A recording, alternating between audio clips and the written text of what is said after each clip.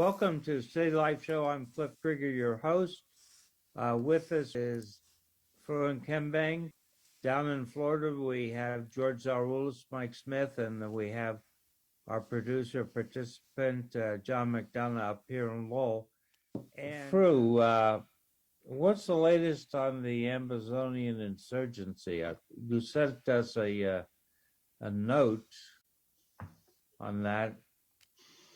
Well, there are mediating talks that have been going on in Canada between the Ambazonian groups and Cameroon, and it looks like it's showing some progress. If they are just pre-talks, the question is whether Cameroon is reliable enough. But the notes seem to suggest that Canada was favoring Cameroon over Ambazonia. Is that the sense you got? That's the sense I got, because if you look in the creation of the two Cameroon, they created a federal republic consisted of two states. French Cameroon being one state, English Southern Cameroon, which is today Ambazonia, being another state. Then French Cameroon created 10 states. Now they are pushing for a federation of 10 states. What does that tell you? Means French Cameroon has already assimilated the English Cameroon and made it one of the 10 states. Yeah, I don't think the French tradition understands this idea of separate entities inside a larger state. I mean, England has Scotland, England, Wales, Northern Ireland, and tries to make it all work. The French are more of a unified central organization.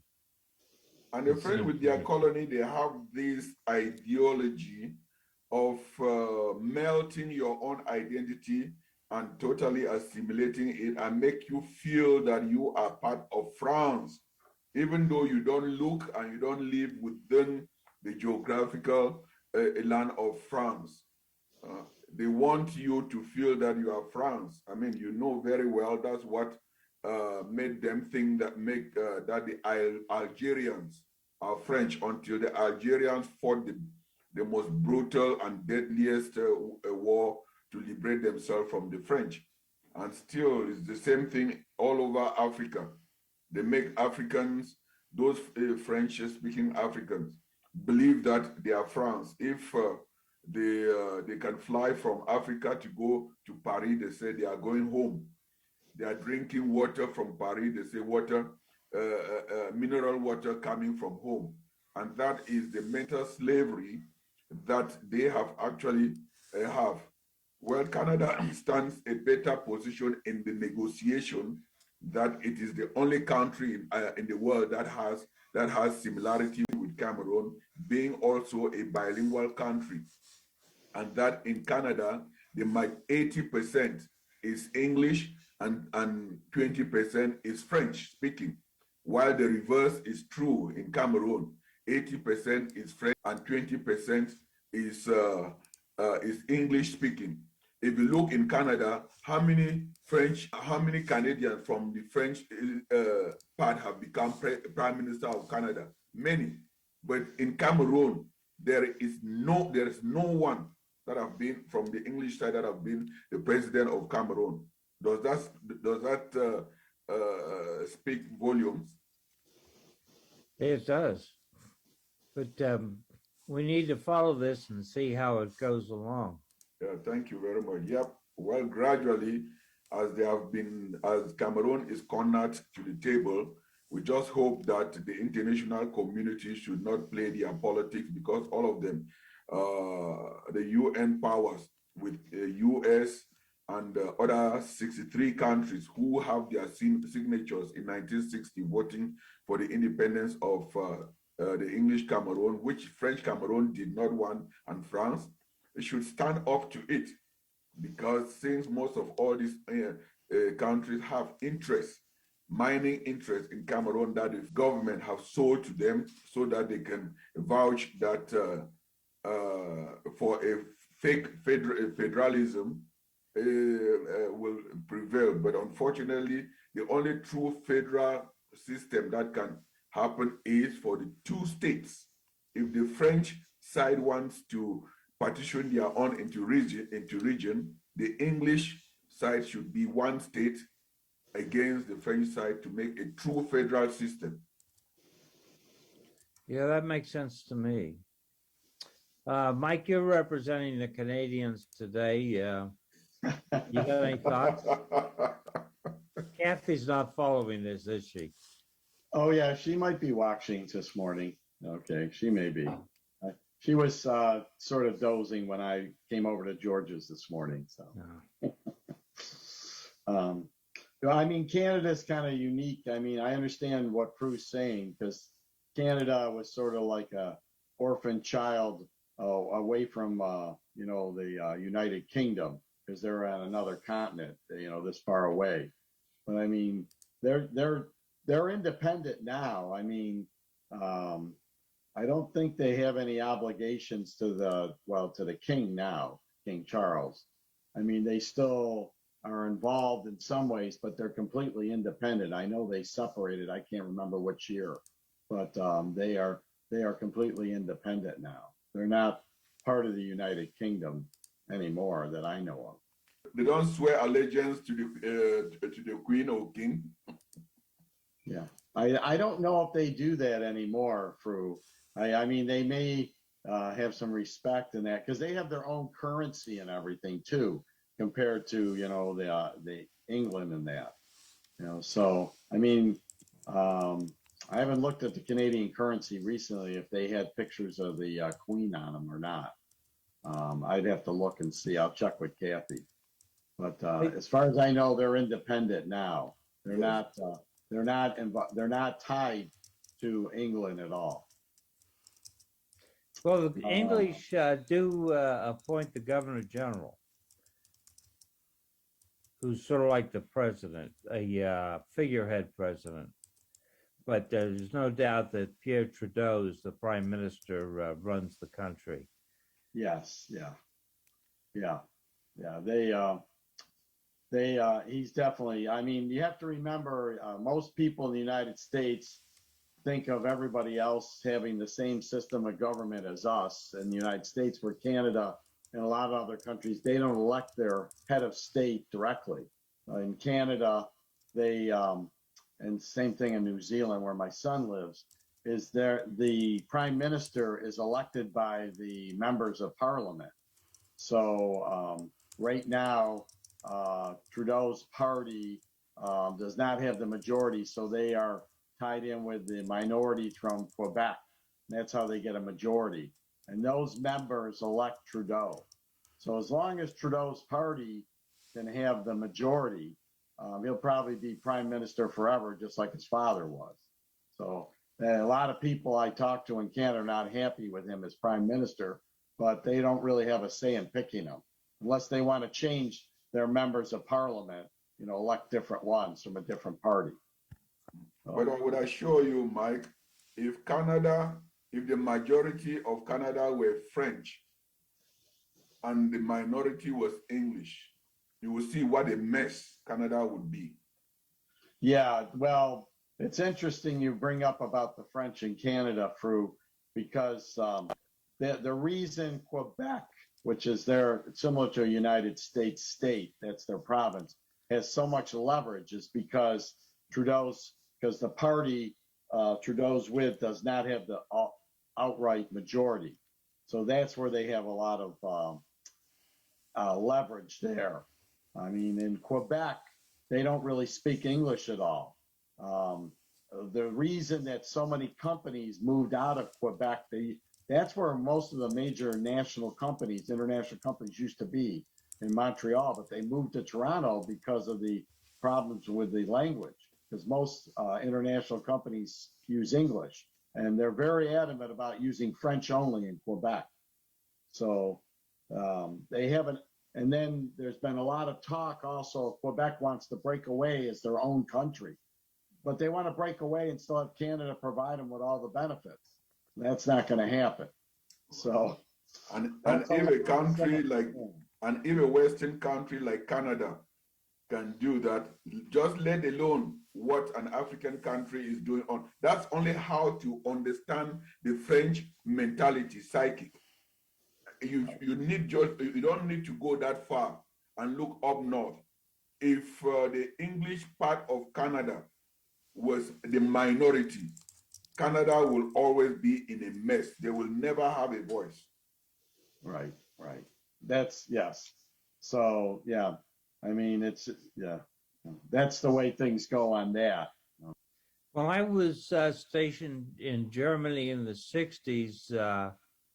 The Royal Canadian Air Force had several bases in Germany. They were flying, as I recall, F-104 starfighters.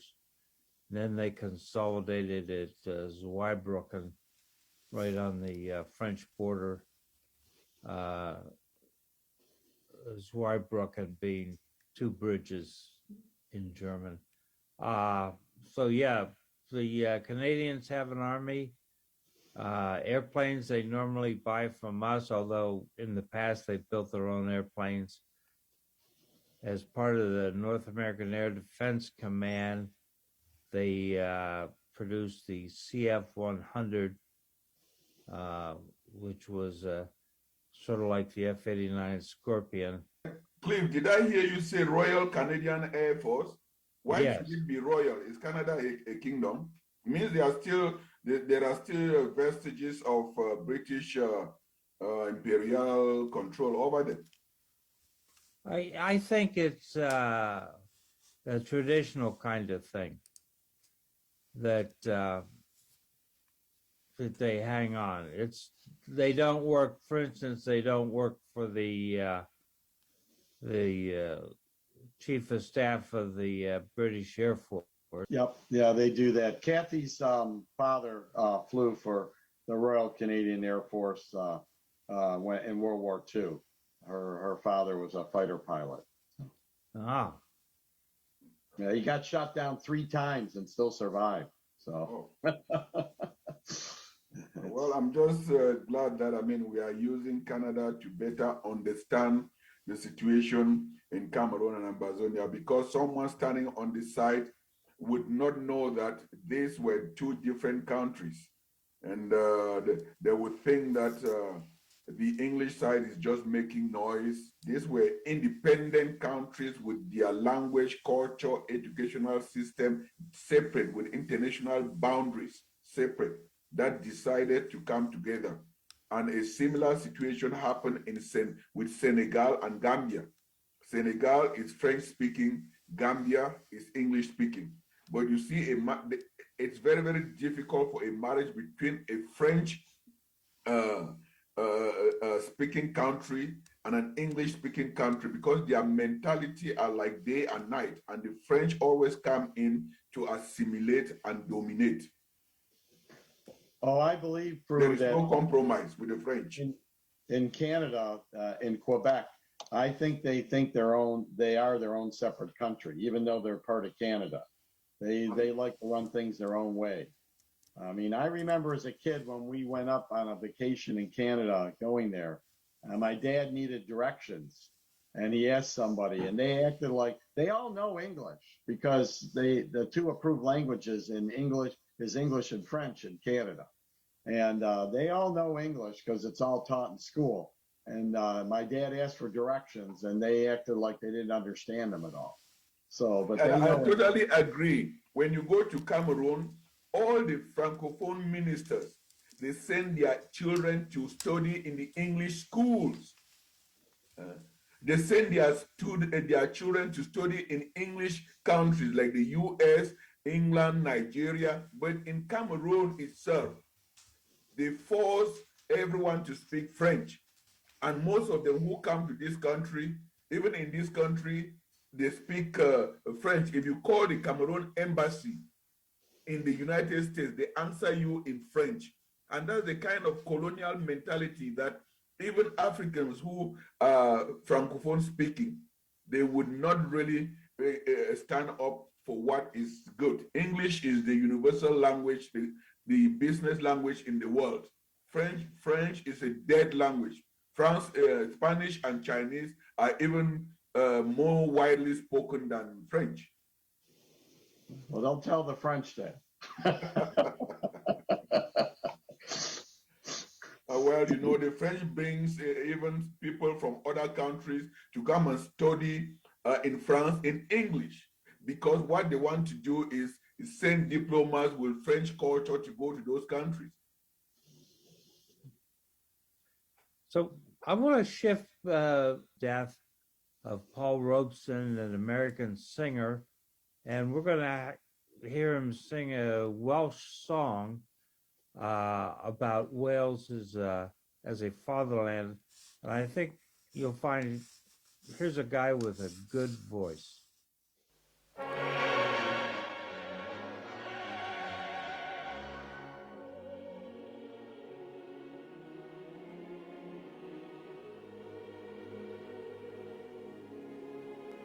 Dear land of my fathers, whose glories were told by bard and by minstrel, who loved thee of old. Dear country, whose sires, that their sons might be free, have suffered and perished for thee. Wales, Wales, land of mist and wild, where'er I roam, though far from my home, the mother is calling her child.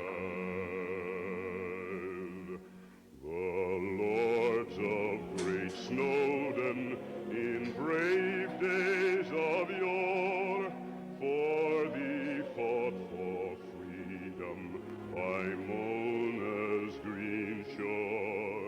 Their courage undaunted inspires all our lays, our harps resound to their praise. Wales, Wales, land of mist and wild, where'er I roam, though far